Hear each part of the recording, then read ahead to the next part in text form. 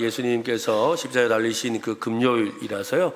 십자가에 대한 말씀을 좀 나누려고 합니다. 우리 월요일부터 해서 오늘 새벽까지 우리가 이 고난주간 특별 새벽 기도를 하면서 십자가에 대해서 여러 가지로 살펴보았는데, 또 오늘 저녁에는 특별히 십자가가 중심이 되어야 되는 이유에 대해서 우리가 함께 묵상하고 또 사모하는 시간이 되면 좋겠습니다.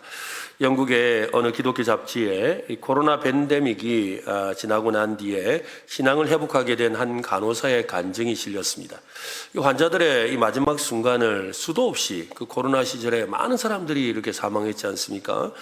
수도 없이 죽어나가는 것을 지켜보면서 어느 순간 하나님께 이렇게 소리쳤다고 합니다. 하나님, 왜 이 모든 죽음이 반복되는 것입니까? 근데 나는 왜 아무런 능력이 없을까요? 그러다 어느 날 이 병실 구석에 설치된 십자가 조각상을 보며 무릎을 꿇었습니다. 그리고 그 간호사는 이렇게 고백했답니다. 십자가가 모든 걸 이미 감당하셨다는 것을 제가 잊고 있었습니다. 저는 더 많은 것을 찾았지만 가장 중요한 것을 잊었던 것입니다. 십자가면 충분했습니다. 십자가면 충분했다라는 것이지요.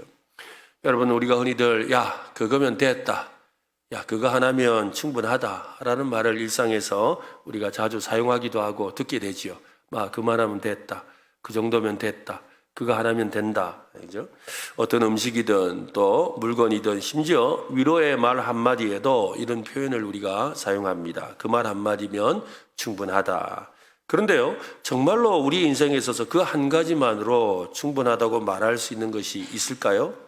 세상은 끊임없이 우리에게 더 많은 것을 요구합니다. 더 높은 스펙을 요구하고, 더 안정된 직장이나 환경을 요구하고, 더 나은 건강과 더 똑똑한 자녀, 더 좋은 인간관계, 늘 부족한 뭔가가 있어 보이는 것이 우리의 현실입니다. 지금 당장은 좋아 보이지요. 그래서 그거면 됐다 싶은데 조만간 됐다라는 말이 사라지고 없지요. 그런데 오늘 본문에서 바울은 이렇게 말씀합니다. 2절 말씀을 다시 한번 읽어보겠습니다. 내가 너희 중에서 예수 그리스도와 그가 십자가에 못 박히신 것 외에는 아무것도 알지 아니하기로 작정하였습니다. 바울의 그 신앙과 그의 인생과 그의 복음 전체 사역에서 중심축이 되는 것이 바로 그것이었다는 거지요. 그는 아무것도 알지 아니하기로 하였다. 이 아무것도 알지 아니하기로 하였다는 이 말은 내가 다 눈, 귀 닫고 고집불통으로 살겠다, 그런 말이 아니지요. 억지로 그렇게 생각하겠다는 뜻도 아닙니다. 정말로 그는 충분하다고 생각했다는 겁니다. 우리도 그렇지 않습니까? 우리가 먹고 나서 배가 부르면 아무리 좀 맛난 음식이 있어도 그죠, 이렇게 별로 거들떠 보지 않죠. 그래서 항상 마트는 밥을 먹고 가야 됩니다. 그죠? 밥 먹기 전에 배고플 때 가면 다 사와야 돼요. 그런데 밥 먹고 배가 부른 데 가면 그죠, 어지간한 건 그냥 넘어가는 거예요. 그와 같다는 것이죠. 정말로 충분하다고 말하고 있습니다. 십자가로 충분하다는 말입니다. 십자가 외에는 이 다른 것을 생각하지 않겠다는 말이죠. 제이 녹스 챔블이라는 이 분이 있는데요. 이분은 이렇게 말합니다.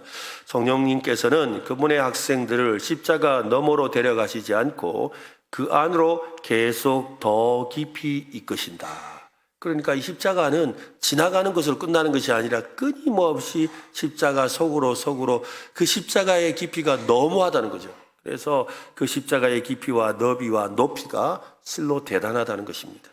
십자가는 한 번만 통과하는 문이 아니라 평생을 들락거려야 하는 집과 같다고 합니다. 십자가는 그리스도인의 출발점만이 아니라 도착지이고 또 우리 인생 여정의, 또 신앙 여정의 전부입니다.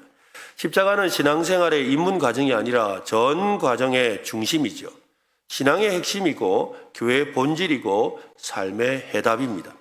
그런데 우리는 그 십자가를 자주 제쳐두고 있습니다. 마치 어느 정도 신앙생활을 하면 이제는 십자가 이야기는 그만해도 안 되겠나, 뭔가 더 고차원적인 그런 내용을 알고 싶다는 생각이 찾아들 때가 있지요. 그러나 여러분, 십자가를 넘어설 복음이나 신앙 지식은 또 훈련은 없습니다.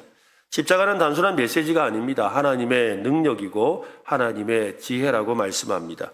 이 그리스도의 십자가가 그것이면 충분합니다. 그 어떤 교훈도, 어떤 지식도, 그 어떤 능력도 그리스도의 십자가 앞에서는 모두 보조적인 것이지요. 저도 이 외부에 이렇게 또 설교를 부탁을 해서 설교를 하러 갈 때가 있습니다. 설교를 하러 가면 제가 뭐 재직쌤, 특히 뭐 재직쌤이나 이런 뭐 헌신 예배 이런 데 가면 꼭 하는 설교는 제일 첫 번째 하는 설교는 십자가 설교입니다. 십자가 설교. 근데 사실 뭐 재직으로서 이렇게 살아야 된다. 뭐 또 뭐 헌신은 이렇게 해야 된다. 또 아무리 이야기를 해도 결국 그 중심에는 뭐예요? 십자가의 은혜가 있으면 다 해결되거든요. 그렇죠? 그죠? 십자가 은혜만 회복하면 다 해결되는 거예요. 뭐 헌신의 문제든 사랑의 문제든 또 교제의 문제든 뭐 상처받은 문제든 또 앞으로 나아갈 나의 비전에 대한 문제든 어떤 문제든지 이 십자가만 이야기하면 그 속에 다 들어가는 거예요. 그래서 십자가는 모든 것의 중심입니다. 한번 해볼까요? 십자가는 중심이다. 그죠? 예. 그러므로 우리는 십자가를 제쳐두면 안 되는 겁니다. 오늘 본문인 고린도전서에 기록되어 있는 이 고린도라는 이 도시는 지혜를 추구하던 도시 중에 하나입니다. 철학과 수사학이 넘실대던 도시, 또 논쟁이 꽃피우던 지성의 도시였습니다. 사도 바울은 그런 도시에 사는 성도들에게 아주 충격적인 선언을 합니다. 나는 예수 그리스도와 그가 십자가에 못 박히신 것 외에는 아무것도 알지 아니하기로 작정하였다. 어떻게 그런 말이 가능하겠습니까? 지혜의 도시에서 십자가 하나면 충분하다고 말하고 있습니다. 고린도 사람들에게는 어리석게 들렸을 겁니다. 아주 약해 보였을지도 모릅니다. 그러나 사도 바울은 외칩니다. 나는 십자가 외에는 말하지 않겠노라. 여러분, 왜 십자가로 충분하다고 말했을까요? 왜냐하면 십자가는 하나님의 마음이 전부 담긴 곳이기 때문입니다. 왜냐하면 십자가는 우리의 죄를 해결한 유일한 길이기 때문이죠. 왜냐하면 십자가는 우리 인생의 모든 물음을 해결하는 하나님의 답이 그곳에 있기 때문입니다. 혹시 우리는 십자가를 신앙의 기초 정도로 생각하고 있지는 않습니까? 그 위에 성숙한 뭔가를 더 올려놓으려고 하지 않습니까? 그러니까 십자가 말고 더 뭐 없습니까? 라는 말을 우리가 행하고 있지 않냐는 거죠. 복음은 건물의 초석이 아니라 건물 자체라고 어떤 신학자가 말했습니다. 십자가는 그 건물의 그냥 기초가 아니라, 그러니까 십자가는 기초가 아니라 그냥 건물이라는 거죠. 그러니까 이 건물 안에 산다는 거죠. 그러니까 우리가 십자가 안에 살아야 된다는 거예요. 십자가는 우리가 졸업하고 넘어가야 될 과정이 아니라 끝까지 머물러야 할 유일한 자리입니다. 은혜는 성숙한 신앙인이 되기 위한 준비물이 아니라 신앙의 삶 그 자체라는 것입니다. 살다 보면 때때로 아주 중요한 줄 알았지만 뒷전으로 밀려나는 것들이 좀 있지요. 너무 익숙해서 또 너무 자주 들어서 너무 당연해서 뒤로 밀려나는 것들 말입니다. 그죠? 우리 뭐 가족 간의 관계가 굉장히 중요하다는 거 알죠? 가족과 보내는 시간, 또 건강이 중요하다는 거 알죠? 근데 건강을 위해서 운동하는 거, 또 친구들과 만나 교제하는 일들, 또 심지어는 하나님과의 관계도 그렇습니다. 어느 순간 십자가마저 중심에서 밀려나죠. 눈에 보이는 사역으로 인해 바쁘고 해결해야 될 문제가 많고 도와야 할 사람이 넘쳐나고 또 참여해야 될 모임이 많아질수록 정작 십자가는 조용히 옆으로 이렇게 밀려나게 되는 거지요. 요한계시록에 나오는 이 소아시아의 7교회 중에 하나였던 에베소 교회가 그랬습니다. 에베소 교회를 향한 우리 주님의 책망은 여러분 뭐였죠? 우리 주님이 뭐라 책망하셨죠? 첫사랑을 버렸다. 첫사랑을 버렸다. 여러분 첫사랑이 무엇일까요? 여러분 보십시오. 계시록 2장 4절과 5절인데요. 같이 한번 쭉 한번 읽겠습니다. 그러나 너를 책망할 것이 있나니 너의 처음 사랑을 버렸느니라. 그러므로 어디서 떨어졌는지를 생각하고 회개하여 처음 행위를 가지라. 만일 그리하지 아니하고 회개하지 아니하면 내가 내게 가서 내 촛대를 그 자리에서 옮기리라. 처음 사랑을 버렸다. 그래서 네가 회개하고 처음 행위를 가져라. 여러분 처음 행위라는 게 뭐겠어요? 처음 행위가 뭐겠어요? 바로 십자가죠. 십자가. 우리가 예수를 믿고 시작한 그 첫 사랑, 그 십자가 그 사랑, 그죠? 십자가 그 사랑, 그 십자가라는 거죠.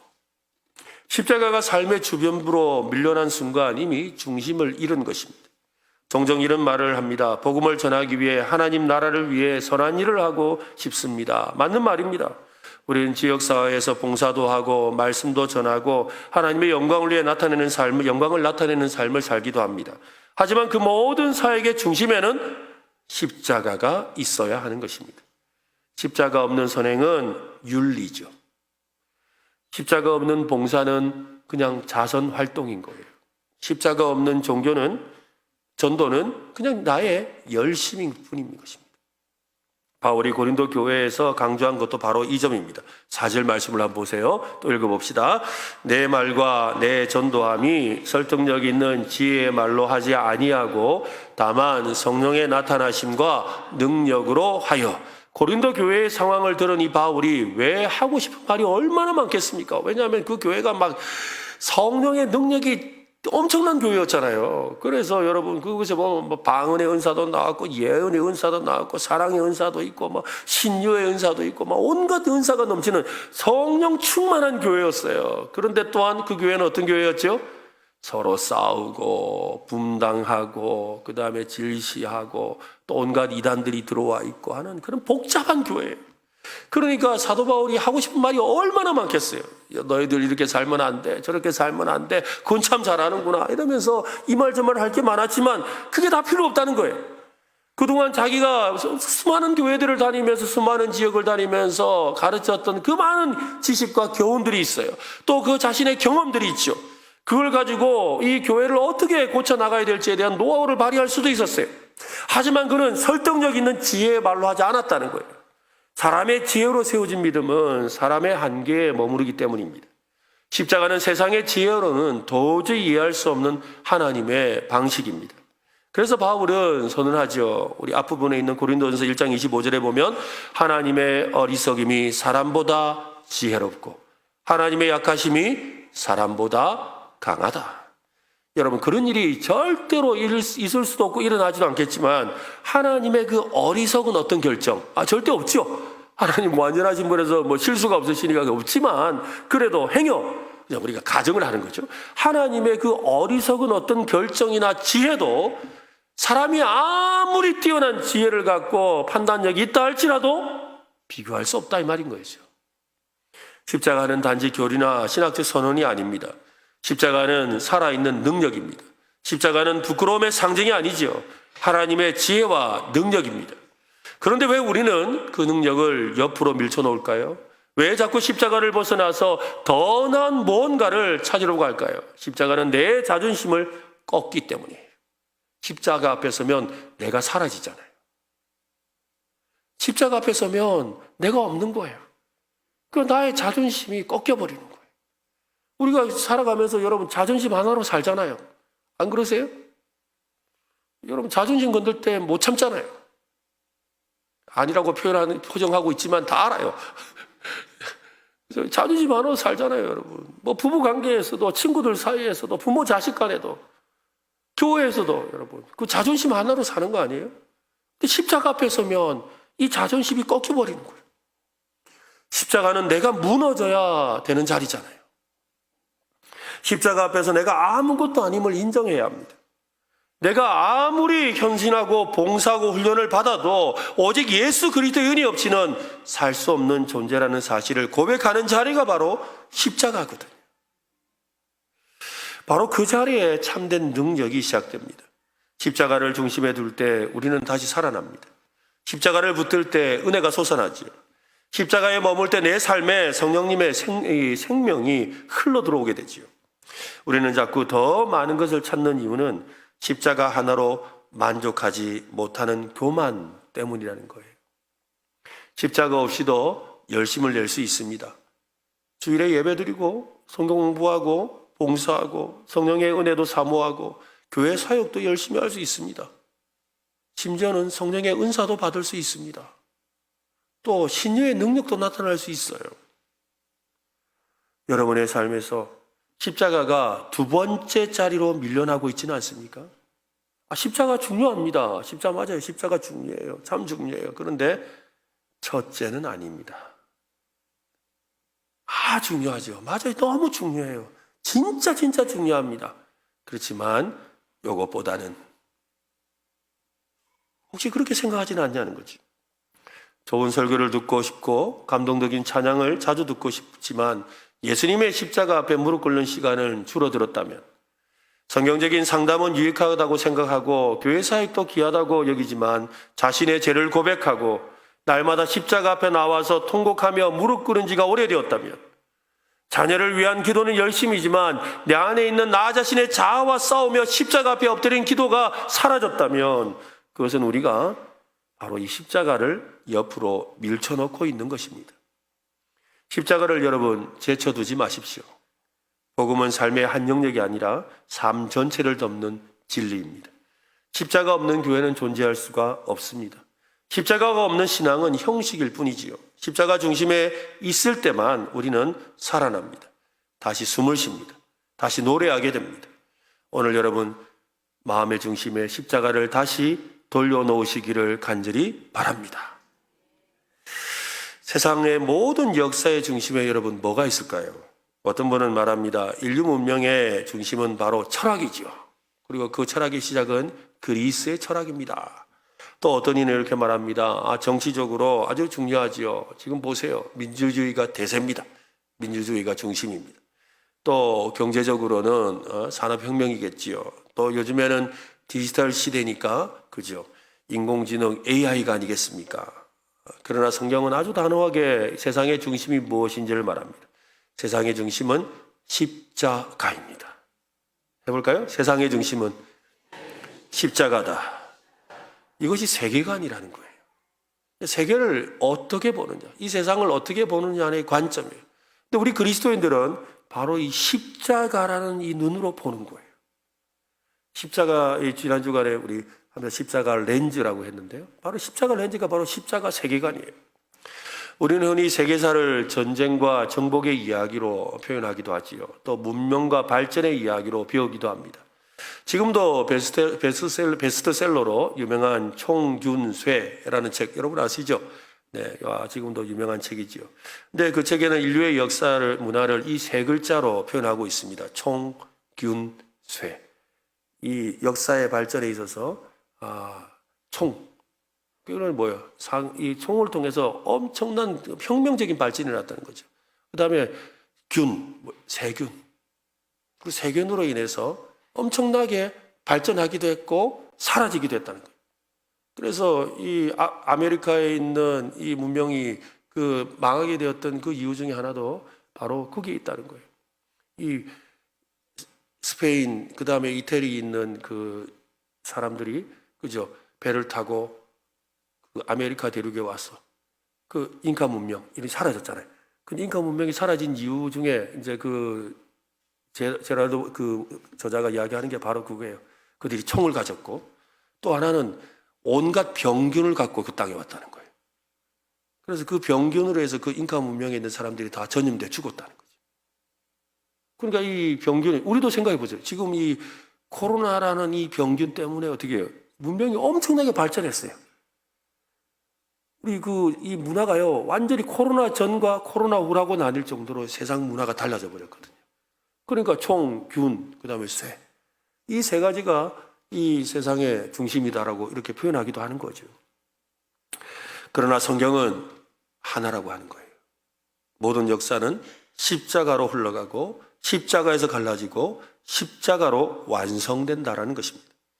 십자가는 단지 한 유대인의 비극적인 죽음이 아닙니다. 십자가는 온 세상을 향한 하나님의 구속 드라마의 절정입니다. 우리는 종종 수많은 이야기가 모여있는 책을 성경이라고 생각하죠. 왜냐하면 성경은 66권이라는 책으로 되어 있으니까요. 근데 창조, 홍수, 족장들의 이야기, 출애굽과 광야와 왕들과 선지자들의 이야기, 또 예수님의 삶과 부활, 그리고 사도들의 이 증언들.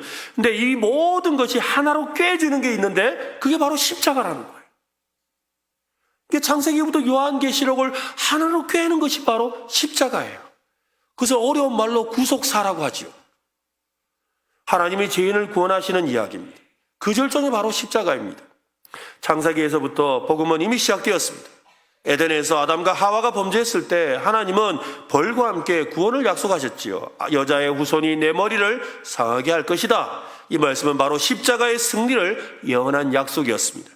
구약 성경을 관통하는 모든 제사와 율법과 예언과 역사 속에 그 인물들의 실패와 회개와 하나님의 그 인자하심과 오래 기다리시는 모든 것들, 이 모든 것이 우리로 하여금 십자가를 더 깊이 이해하고 그 십자가 앞으로 이끌어주려는 그 십자가의 그림자고 전주곡이라는 것입니다.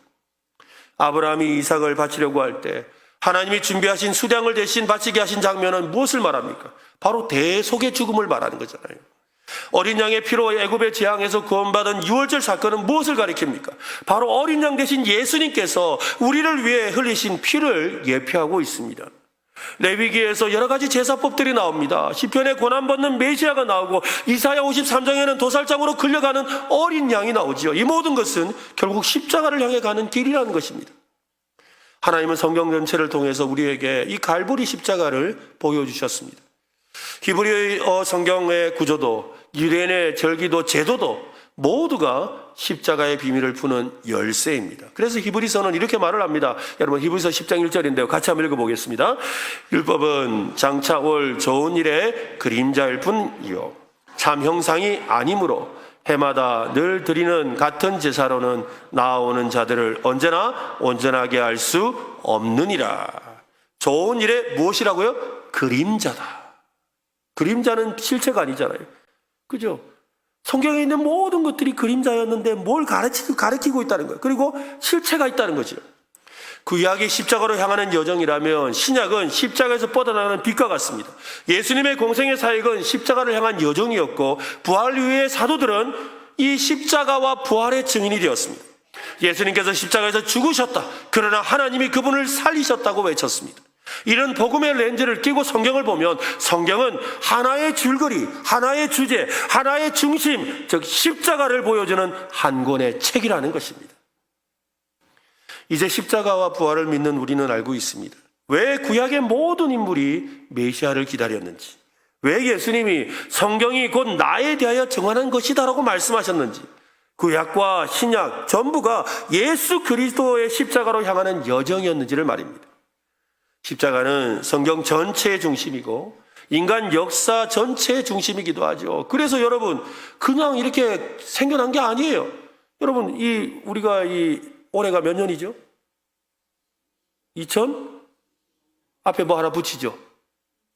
서기. 그죠? 서기 2025년. 그죠? 서기라는 말이 뭡니까? AD잖아요. AD는 뭐예요? 아노 도미니, 주 후. 예수님이 태어나신 후라는 뜻이에요. 그게 아노 도미니 약자 AD. 우리 기원전을 뭐라 부르죠? BC. BC가 뭐예요? Before Christ. 예수님이 오시기 전이라는 거예요. 여러분 이게 그냥 붙었을까요? 기독교가 로마의 공인이 되었기 때문에 그저 생겨난 그런 이 표기일까요? 설사 그렇다 할지라도 지금 그것을 몇 년째 쓰고 있습니까? 2000년, 2025년째 쓰고 있는 거예요.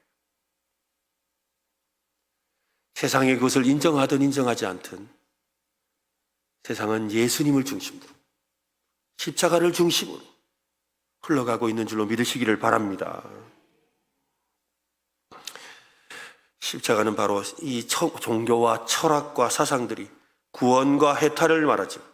하지만 죄의 문제, 인간의 내면과 타락과 절망을 십자가만큼 철저하게 직면하는 길은 없습니다. 십자가는 죄의 뿌리를 들춰냅니다. 그리고 예수님의 피는 그 죄를 정결하게 씻어내지요. 우리는 지금도 수많은 구원의 대안들을 들으며 살아갑니다. 긍정의 힘이 답이라고 하지요. 또 자기 개발을 해야 된다고 합니다. 그러나 복음은 외칩니다. 예수 그리스도의 십자가 외에는 구원의 다른 이름이 없다라고 말입니다. 사도행전 4장 12절이죠. 같이 읽어보겠습니다. 다른 이로서는 구원받을 수 없나니 천하 사람 중에 구원을 받을 만한 다른 이름을 우리에게 주신 일이 없음이라 하였더라. 여러분 십자가가 없으면 복음도 없습니다. 십자가가 빠지면 기독교는 그저 또 하나의 그냥 종교 도덕주의입니다. 십자가는 우주의 중심이고 십자가는 하나님 나라의 문이고 십자가는 모든 성경의 결론이자 시작입니다. 온 세상이 흔들릴지라도 여러분 십자가는 흔들리지 않습니다. 십자가는 세상의 중심입니다. 중심을 놓치면 인생 전체가 흔들리는 거예요. 여러분 십자가를 붙드시길 바랍니다. 십자가를 붙드시기를 바랍니다. 어떤 풍랑이 몰아쳐도 여러분의 삶을 어떻게 괴롭히고 힘들게 하고 혼란스럽게 한다 할지라도 나는 십자가 붙들며 살겠다고 고백하는 여러분 되시기를 바랍니다. 어떤 분이 그래요. 목사님 요즘 기도가 잘 안 돼요.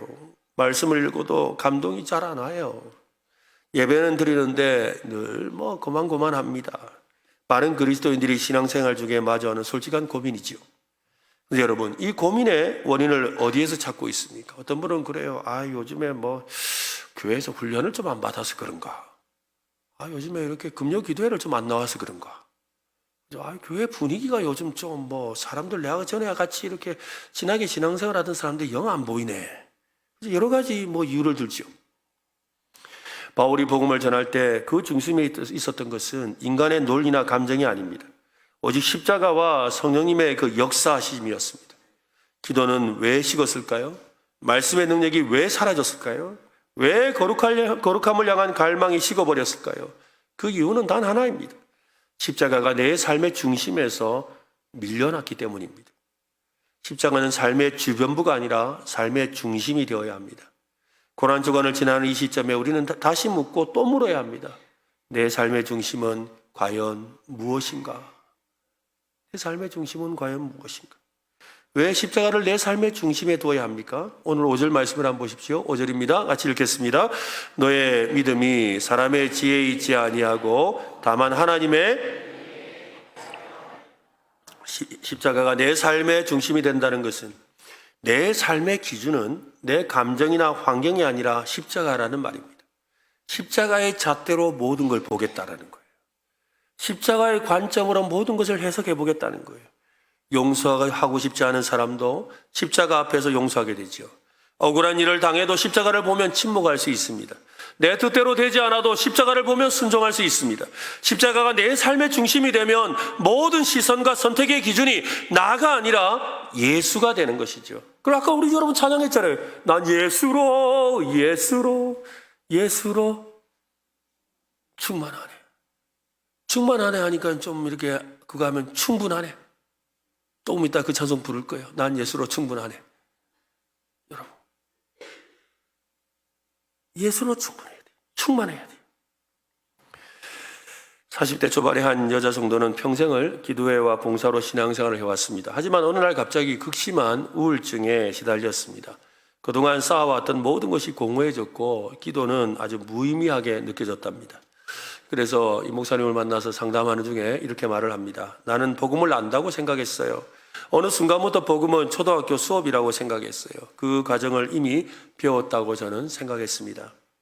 이 그녀가 회복의 전환점을 맞은 것은 뜻밖에도 이제 자신의 신앙이 회복되고 또 우울감에서 사라지고 하는 이런 회복의 역사가 있었는데 그것은 뜻밖에도 이 자매가 교사로 섬기고 있었거든요. 주일학교 교사.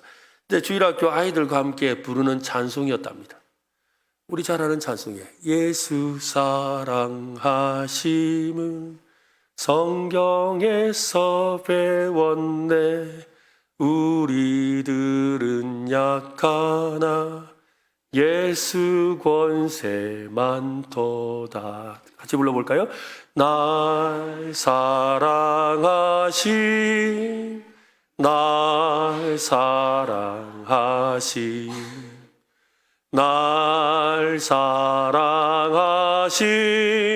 성경에 쓰있네. 날 사랑하심 날 사랑하심 날 사랑하심 성경에 쓰있네. 이 후렴가사 날 사랑하심 성경에 써있다라는 그 찬송을 부르는데 하염없는 눈물을 흘리는 거죠. 막 감출 수 없는 그 눈물이 나기 시작하는 거예요. 여러분, 성경 어디에 쓰여 있죠? 성경 어디에 쓰여 있어요? 바로 십자가죠. 나를 위해 십자가에 죽으신 그 말씀에 써 있는 거 아니에요? 나를 사랑하신다는 거. 그래서 그는 그렇게 고백합니다. 십자가가 나를 다시 처음으로 돌려놓았습니다. 처음으로 돌려놨대요. 은혜 없이는 여러분 거룩도 없습니다. 은혜 없이는 변화도 없지요. 십자가 없이는 성화도 없습니다. 오직 은혜가, 오직 복음이, 오직 십자가가 우리를 변화시킵니다. 십자가 앞에 서는 시간이 늘어날수록 우리는 더 거룩해지고 더 자비로워지고 더 겸손해질 겁니다. 왜냐하면 그곳에서 예수님의 피 묻은 사랑을 보기 때문입니다. 그 피가 나를 용서했고 그 사랑이 나를 덮었기 때문입니다. 십자가가 중심이 되면 나는 죽고 예수로 사는 인생이 되지요. 그때 비로소 자유를 경험합니다. 죄에서 자유하게 되고 정죄에서 자유하게 되고 비교에서 자유하게 되고 불안에서 자유를 얻게 됩니다. 십자가를 중심에 둔 사람은 기쁨의 크기가 다르지요. 삶이 힘들어도 절망하지 않습니다. 상처받아도 복수하지 않습니다. 억울해도 원망하지 않습니다. 왜냐하면 그 십자가가 이미 나를 대신하여 모든 것을 감당하신 은혜의 자리임을 알기 때문인 것이지요. 사도 바울은 고린도 교회 성도들에게 이렇게 말했습니다. 2절 말씀을 한 번 더 읽읍시다. 내가 너희 중에서 예수 그리스도와 그가 십자가에 못 박히신 것 외에는 아무것도 알지 아니하기로 작정하였음이라. 이 고백은 목회의 전략도 아니고 신학의 구호도 아닙니다. 바울은 실제로 그 중심을 따라 살았습니다. 십자가 앞에서는 지식도 자랑도 경력도 유대인의 혈통도 아무 의미가 없었습니다. 오직 하나 예수 그리스도 십자가만이 바울의 전부였던 것입니다. 왜 그렇습니까? 십자가는 하나님의 사랑과 정의가 완전하게 만나는 자리이고 죄인과 의인이 변하는 사건의 중심이기 때문입니다. 오늘 말씀을 따라 한 가지 질문으로 마무리하려고 합니다. 지금 당신의 삶 중심에는 무엇이 있습니까?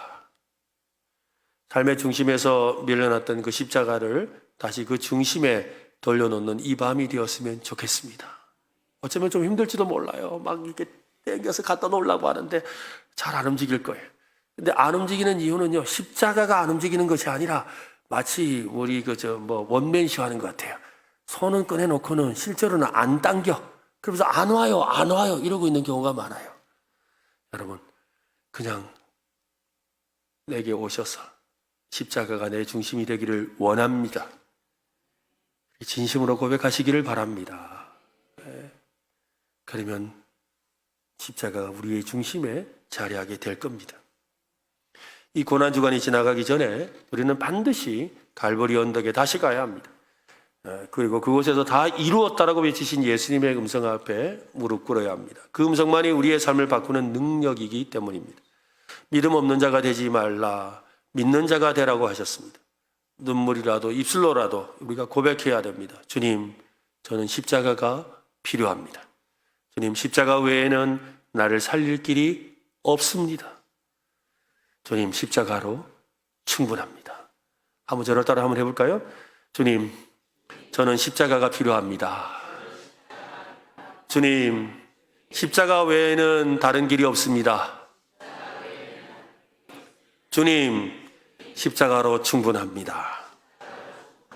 우리 함께 그 마음으로 찬양하고 기도할 수 있기를 바랍니다.